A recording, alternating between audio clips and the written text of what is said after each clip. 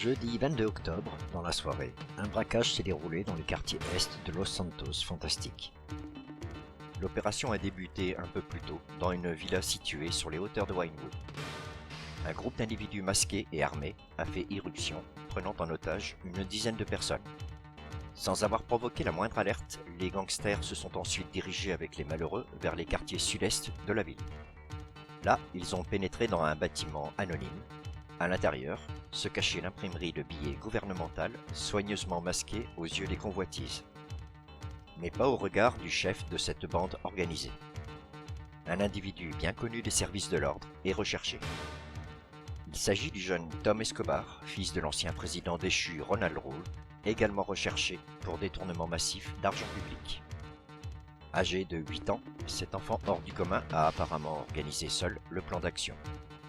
Les otages ont reçu une tenue identique aux membres du gang ainsi que les mêmes masques de type Anonymous. Pour parfaire l'illusion, ils ont également été équipés d'armes factices. Ainsi, il était impossible aux forces de l'ordre, rapidement arrivées sur les lieux après l'alerte, de distinguer qui était un otage et qui était un criminel.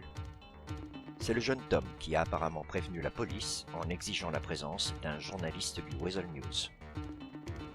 Lorsque je suis arrivé sur place, de nombreux véhicules policiers et gouvernementaux encadraient le bâtiment où le gang et leurs victimes étaient retranchés. Ensuite, j'ai franchi les cordons de sécurité en compagnie d'une agent de la LSPD à la demande de Tom pour entrer à l'intérieur des locaux. Là, j'ai découvert des rangées de machines offset qui tournaient à plein régime pour produire des montagnes de billets de banque avec de nombreuses personnes s'affairant autour d'elles. Otages, braqueurs, impossible de le dire. Les deux seules personnes non masquées étaient Tom, bien sûr, ainsi qu'une jeune fille, sa petite amie apparemment, nommée Sarah. L'agent de police a fait ce qu'il fallait pour s'assurer de la santé des otages et évaluer leurs besoins éventuels, en plein accord avec leur ravisseur. Au milieu des bruits d'imprimerie, le petit Escobar a tenu à être filmé pour faire une déclaration aux citoyens de notre État. En voici le contenu.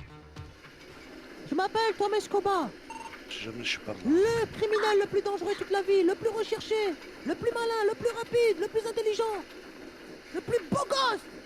Nous on a un cœur, on fait tout ça, et pour montrer au gouverneur que c'est une merde, parce qu'il fout la merde, il fait rien, il dit que c'est la crise, il dit qu'ils n'ont plus d'argent, mais regardez, ils ont leur propre usine à fabriquer des billets, vous comprenez?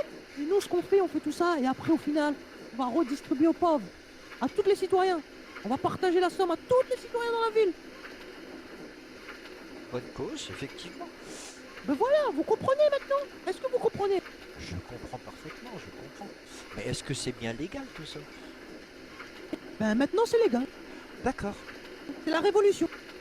Oui, moi je dis rien. Hein. Toi tu as une Voilà, arme, voilà. moi j'ai une caméra, donc Voilà, on est d'accord. on est d'accord. Voilà, filmer, montrer un petit peu comment ils nous volent, alors on montre la vérité. Après, ouais, on n'a plus d'argent, ouais, nanana, on n'a pas assez d'argent pour faire ça, mais c'est des voleurs. Après cette entrevue, nous avons pu sortir, la policière et moi-même, sans réelle menace. Une longue attente a suivi, alors que les forces spéciales renforçaient leur position. Vers minuit, tout le monde est finalement sorti dans la cour de l'imprimerie secrète. Là, des véhicules sportifs noirs, ainsi qu'un camion à l'allure blindée les attendaient. Des engins dotés de capacités secrètes, comme me l'a confirmé un membre des forces spéciales. Puis, à minuit 7 précisément, tout s'est accéléré avec le départ à grande vitesse du gang, accompagné d'otages, rapidement pris en chasse par les forces d'intervention terrestres et aériennes. Il semblerait que les choses se précisent.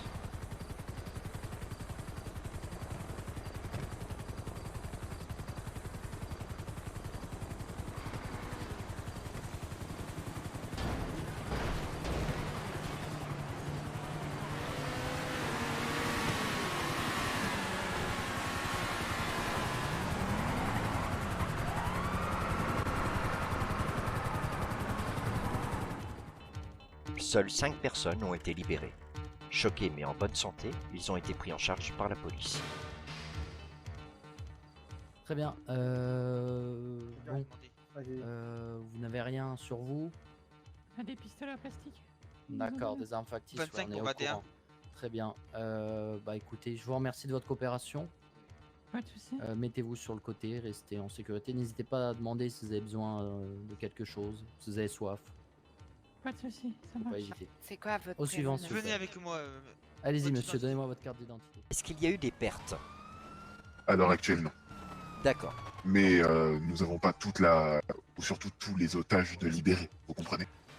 Ils sont également partis avec des véhicules qui ont des spécificités qui sont secrètes, D'accord. dont on ne pourra pas divulguer leurs spécificités, mais vous allez sûrement le savoir par la suite.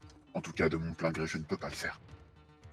Les fugitifs ont finalement réussi à s'évaporer dans la nature, relâchant dans la nuit les derniers otages, sains et saufs. Encore sur les lieux, vers minuit 15, j'ai pu filmer un hélicoptère, type Cargo Bob, transportant une voiture, survoler les lieux du braquage. À ses commandes, le jeune Tom. Il semble que pour une raison inconnue, il ait livré à la police un certain nombre de ses complices. Le haut commandement de la LSPD nous a indiqué qu'une très forte somme d'argent provenant du vol avait été saisie dans le même moment, sans qu'il soit possible de savoir si c'était bien la totalité du trésor. Au vu de la préparation de l'opération à la Casa de Papel, et sachant que le butin saisi est un nombre à 9 chiffres, il y a fort à parier que le jeune Tom Escobar, 8 ans, soit multimillionnaire à l'heure actuelle. William O'Sullivan pour le Weasel News.